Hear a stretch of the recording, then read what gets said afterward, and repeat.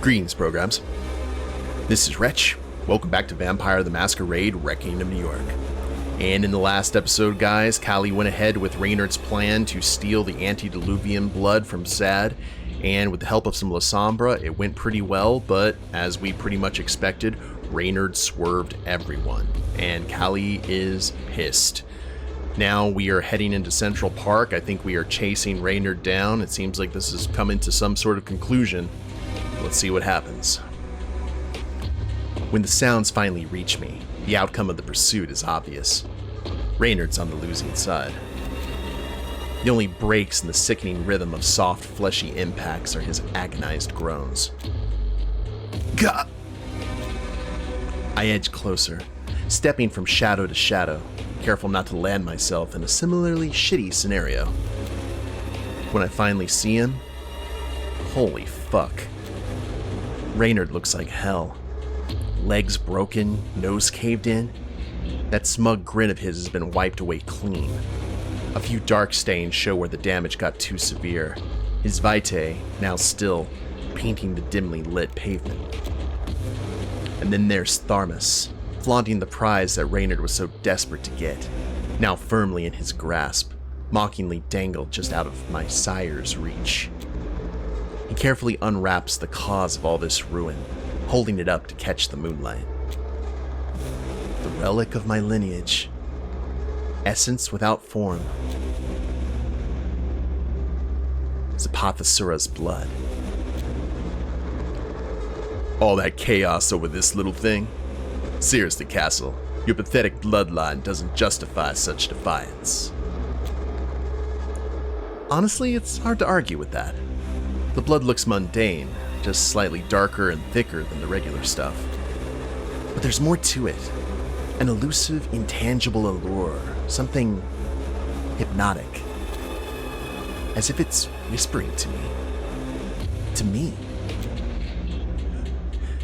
Give it to me. Give... Another sickening sound. Another bone gone wrong. This time his arm. Twisted like a corkscrew.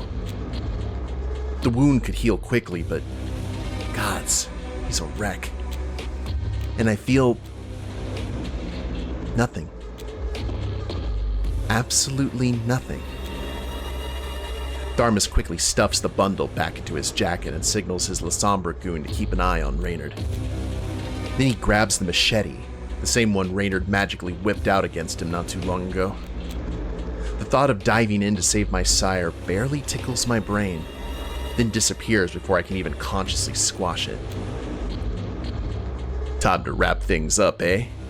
Castle, go fuck your... Even in the faint moonlight, I see his teeth scatter through the air and disappear into the fluffy snow. You know, Richard wanted me to officially thank you for all your efforts before putting an end to your sorry ass. But, yeah, fuck that. We're short on time. Reynard manages a laugh, although it sounds strange, wheezy. Surprisingly, it doesn't feel like a laughter of resignation. And what's so damn funny? Suddenly, a massive Doberman launches straight at Tharmas, knocking him down toward me. The dog snaps Tharmas's neck with a vicious bite that's nearly surgical, and his head rolls gently away from his body. I'm pretty sure Tharmas saw me before he decapitated. Just didn't have the chance to rat me out to his buddy. Reynard's machete falls close by. I pick it up, almost unconsciously. It's nice to feel something tangible in my hand. It reminds me what I'm seeing is real. The ever-present New Year's Eve light glints off its blade. The music from Times Square amps up, drowning out all the sounds in the world. Reynard's poor, loyal mutt doesn't make it. The other Lasombra goons finish it off with a swift, lethal strike, and the dog's departure is marked by a soft, regretful whimper. It's a shame. I had more affection for that dog than its master. The goon makes a move for Tharmas's corpse, going for the vial. I don't even blink. Don't pause to think. I just let loose with the machete, pouring every ounce of strength into one strike. His head hits the ground with a thud, his body crumpling right after. I can't feel my legs. Reynard catches my eye but keeps his mouth shut. Whether he's physically unable or just doesn't want to speak, I don't know. And it's not like I give a damn. I grab the bundle and peel it open. Holding the vial up to the moonlight, it looks underwhelming. How could such a simple thing spark so much madness? But this aura it gives off. Power, potential, risk, lineage. Threat of eternal demise. This could brighten the future or spell the doom of my entire clan. Kali, oh, fuck. His voice barely cuts through the buzzing in my ears. The numbness has spread from my legs. I can barely move my fingers. Even my eyelids feel frozen. Kali, hand it over. Please. I've never felt less like myself. Just a sip, goddammit. I'll be up and running in no time. But I've never felt more like myself either. No. Kali, things could go back to how they were. Together, we could do so much more. Reach heights. Shut the fuck up, Reynard. Just shut up for once. And he does. For once, he actually listens. I finally see you for who you are, and I'm just tired of your bullshit. I'm done letting you spew any more of it. You ungrateful cunt. I should... You owe me.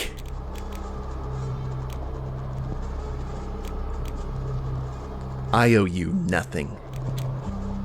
You've earned every bit of this yourself. And now? A distant radio cackle and the sound of footsteps signal that the sad has picked up my scent. Now, you deal with the fallout. I slip the vial into my belt bag and start to walk.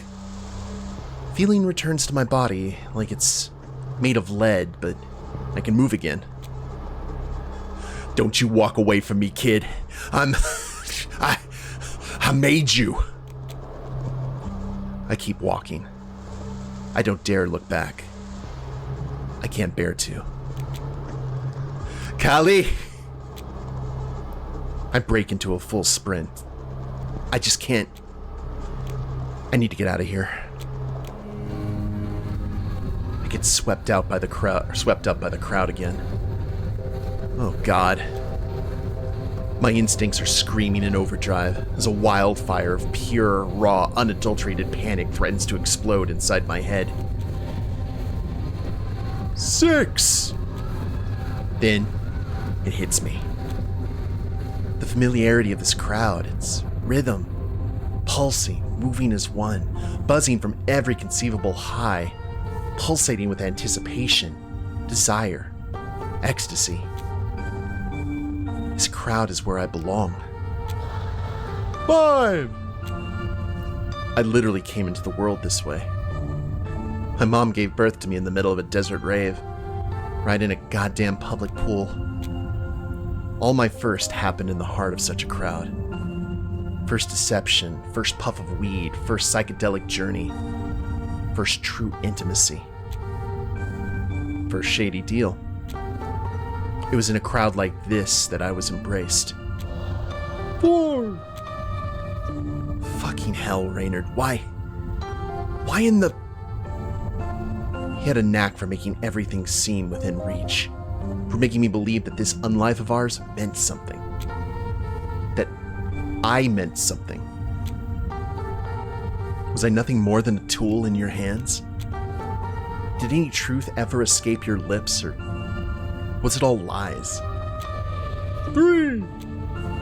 I let the sea of bodies carry me, transform me, merging into the totality of sensations, a singular, overwhelming experience. And just like that, I'm back to myself. No more sad tales to worry about. If they were ever really onto me, I'm sure they got distracted by the decoy I dropped in Central Park. I feel like shit. But for the past week, pretty much everyone's been treating me like shit. And some have been at it in a way longer. Just dressed up as care. Pádraic. 2. It's only now that I catch sight of the Times Square ball, hanging right above me. The countdown's on. Almost midnight. Welcoming 2025. The year brimming with potential. The year for change. But what about you, my dear phony caitiff? Will you change too? Or will you remain obsessed with the belief that the answers lie somewhere beyond? That all you need is patience and diligence and you'll be led to them in the end, like a lost sheep? I truly hope you find your way back to reality. Maybe one. Maybe then, I'll track you down. You'll be all stiff and awkward, and I'll hassle you till your eyes roll from their sockets. And together, we'll work it all out. New Year! Happy New Year! Happy New Year, my ass. I finally break free from the crowd. A quick scan of the area shows no immediate threats. No SAD, no hunters. No damn ivory tower in sight. Good. I'm done with this city. A week full of nightmares. Yep, I remember the week of nightmares. In the everlasting game of survival, I got the vial, and Reynard got his due. It's time to give New York City a middle finger and never look its way again. My memory of getting here is all foggy. I must have strayed off the path more than a few times because it's late as hell, with the sun about to peek over the skyline. How much time do I have left? 20 minutes? Maybe 30 if I'm lucky. Finally, I round the corner of the parking lot where I left my RV. There's a surge of relief when I spot her tucked away in the shadows, still in one piece. But the shadows don't feel empty. Galley. We're not alone. Oh, fucking hell, Pádraic. Don't sneak up on me like that. If you're here just to... He's trying to act cool, slouching against my RV, but every line of his lanky body screams blood, wounds, agony, even if his face isn't showing it at all. In fact, it's totally blank in that familiar, almost comforting way, but something's off about his whole demeanor. The way he looks at me. And the way he's standing here as if he's not pouncing at me only because the pain's holding him back. My gut always goes nuts when I'm facing a real danger. And right now, I listen. So I come to a halt. What's wrong? Are you hurt? I'm fine. It seems the SAD had started hiring amateurs, or they're just slipping up, as I am sure you're well aware. I am well aware, but how the hell does he know that? I just nod curtly and keep my mouth shut. I'm sorry about Reynard. I get that he was a flawed man who caused you more than enough suffering, but grief is rarely just black or white, is it? And while I never knew my own sire, I can sympathize. I'm truly sorry for your loss. How do you... You've been spying on me? He shrugs with one shoulder, a pathetic attempt at nonchalance. Knowing things is what I do. Knowledge is power, right? And on the topic of knowledge, he takes a step toward me and I instinctively take one back, tensing up, ready to flee or fight. He stops, gazing at me with his big, empty eyes. Why don't you hand over the vial? So this is it, huh? I really am just a lone rogue, Callie versus the goddamn world. I'd laugh, but there's no joy left in me. Not even a trace of sarcasm. All this time, you lying sack of shit. I'm not your enemy, Callie. I just need the vial. Hand it over. Please. In the end, survival's the game we play.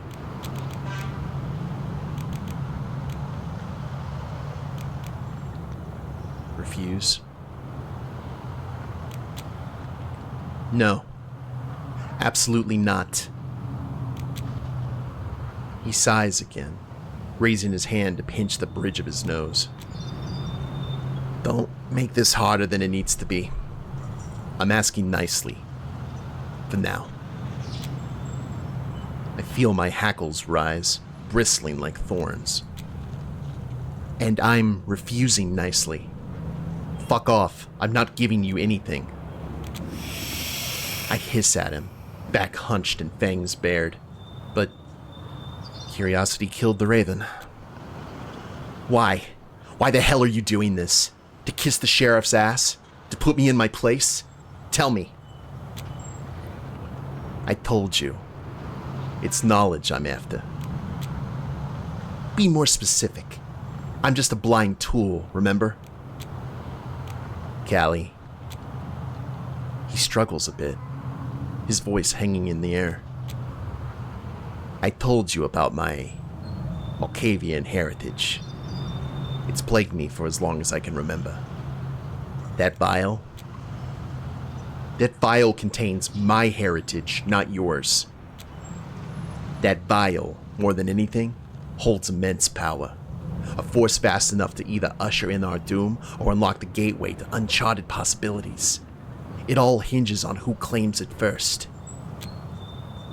He hesitates, but seems too exhausted to keep up with his facade of secrets.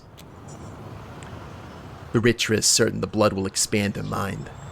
She assured me it would grant her unique insight into the nature of our kind, and in turn the nature of my voice. I stare at him, mouth agape. Are you fucking serious right now? He just nods, his expression unreadable. Wait a minute, you've been in cahoots with Veritra the whole time? I fucking knew I was missing something. You asshole! You made me think you were scared shitless of her. I am scared of her. I really am. But, Callie, I'm old. Far older than you. I'm 4 times your age, at least. I survived the fall of London. I've witnessed the true extent of the eternal struggle. I've even learned to outsmart the conflicting voices in my head. But this one bizarre, distinct voice, I have to know why it still haunts me. I can't go on without answers. Veritra, she promised me that... I burst out laughing, fury and disbelief coursing through my veins. Oh, she promised you. Really? You absolute moron. Callie. I have never met her, not even once, and I'm 100% sure she's gonna fuck you over. How could she not? She fucks over everyone. He doesn't seem to hear me. You don't know her like I do. I've been in talks with her for months. She is reasonable, if strict. Stay on her good side, and she delivers on her promises. How can you be so naive? Has she actually come through on anything she's promised? Or has she been stringing you along, using those promises as bait? He shakes his head, not in disagreement, but as if he wanted to dislodge my words from his ears. Just hand over the vial. Patty, wake up. Your obsession's leading you right to your own pit of decay. What happened to your instincts? To all the voices that prophesized the future? Where are they now? When you're about to entrust Veritra with unimaginable power? Can't you see the end of the world? The in the making? What's wrong with you? Everything is wrong with me. The raw fury in his voice shocks me. I've never seen him so unhinged, eyes ablaze, fangs out, fingers curled in the claws and ready for a fight. But just as quickly, he regains his composure, shaking his head again and relaxing his hands. I'm going to ask you one last time. Please, hand over the vial. I know the past few nights have been hell for you, through no fault of your own. And for what it's worth, I've grown to like you. I really don't want this to get ugly. But I need that vial. So hand it over. Now.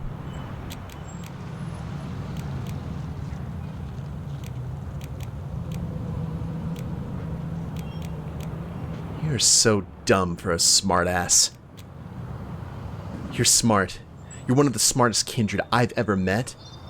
But you're too stupid to see I can't do that.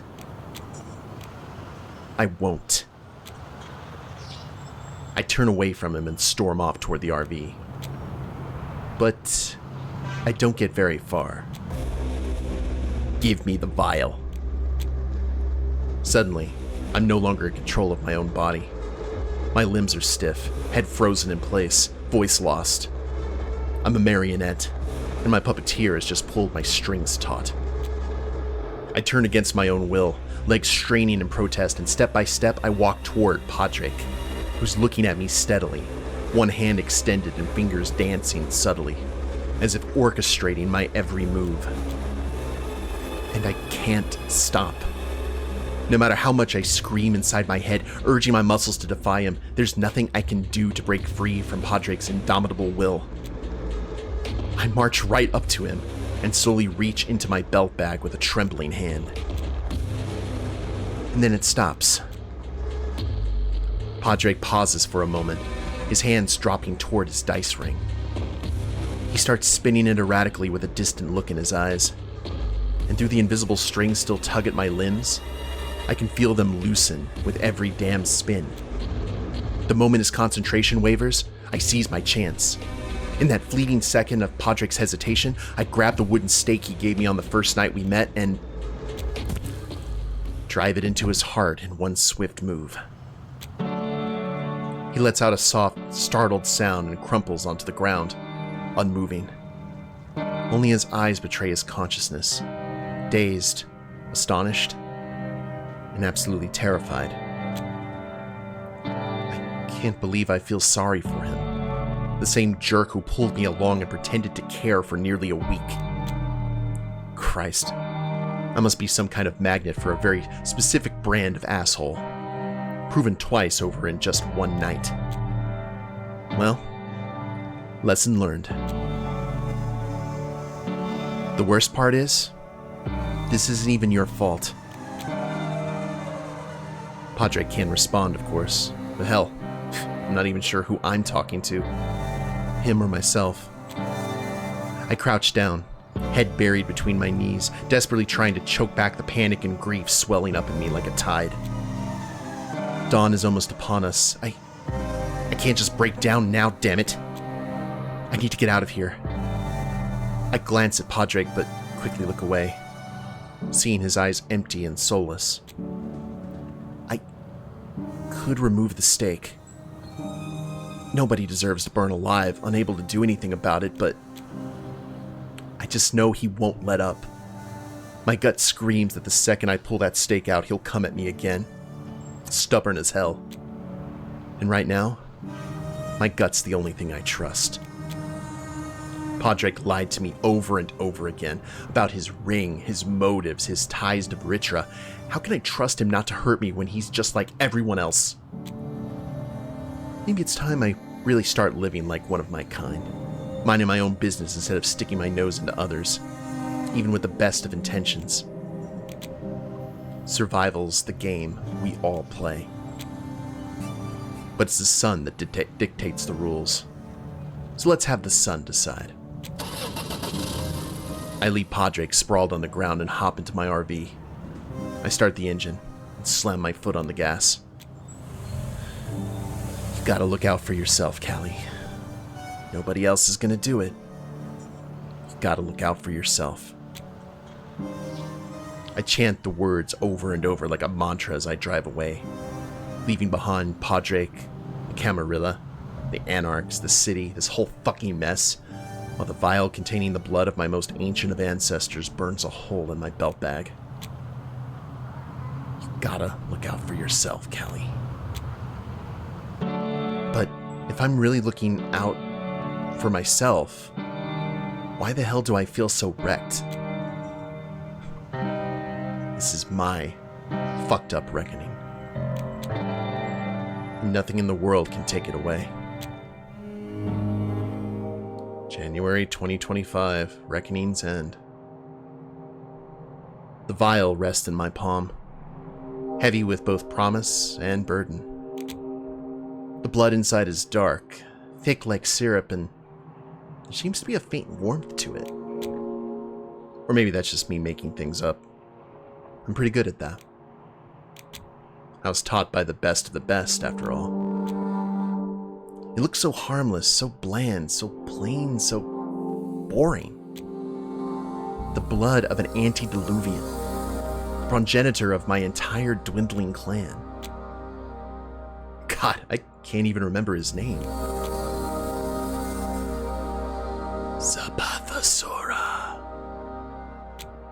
Right, that guy. I'm not even sure if Reynard actually believed his own tales about saving our clan from extinction. What did he say again? The last time Zapathasora woke up, he almost wiped out all of his descendants, and that was maybe just the start of the mayhem? Sounds like a load of crap, but I really don't know. Honestly, I feel like I don't know anything anymore. And yet, everyone's desperate to get their hands on this cursed thing. Aisling, Beritra, Reynard, Pádraic. Oh, Pádraic, you brilliant idiot. What would he do if he was in my shoes? He'd probably hold on to it and launch into some long-winded rant about the importance of knowledge. What he actually did was... Oh, damn it. I'm really gonna miss that goofball. Or at least the version of him I knew before tonight. The version that never really existed. Ugh. When did I become such a fragile mess? But this vial looks just as fragile. I could just throw it away. Watch the glass break and the blood splatter everywhere. Blood. Feed. Hunger. I guess I'll be like Pádraic and hang on to you for a little bit longer. It'll be our little secret.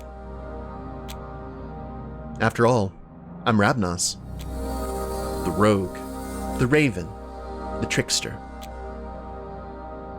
I am the secrets I keep. Whew. Follow Callie's story with hunger and... okay.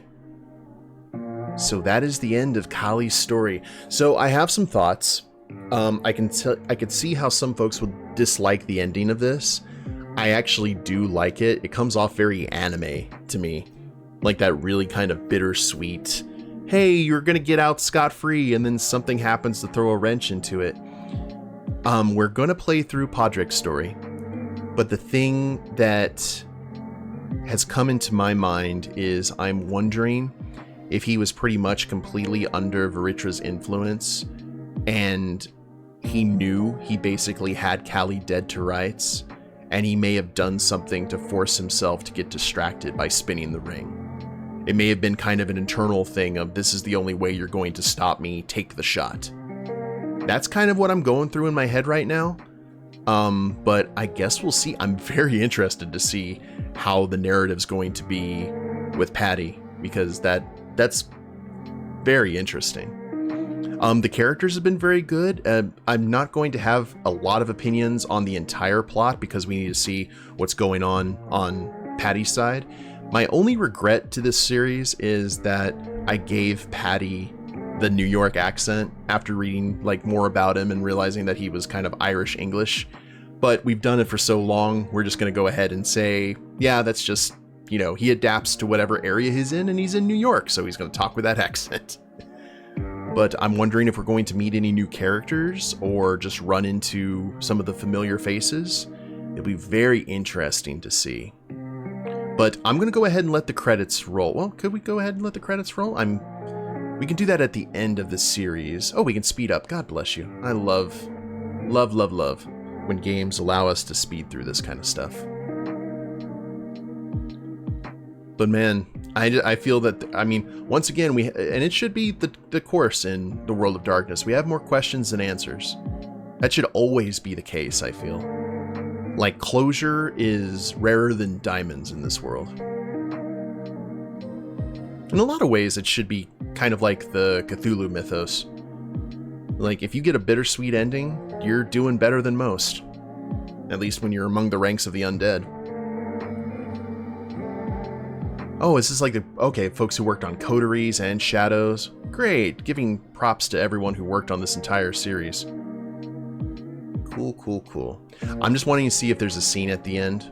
And then we can speed through this again on the way back. But oh, thank you for playing. Thank you guys for making it. Up and there he is. Alright guys. So, Callie's story has ended, and Pádraic's begins, and we will do that in the next episode. Hope y'all have enjoyed it. If you liked the episode, please leave a like down below. Subscribe to the channel, leave a comment, that'd be a big help. And we'll see you next time. Later days, everyone.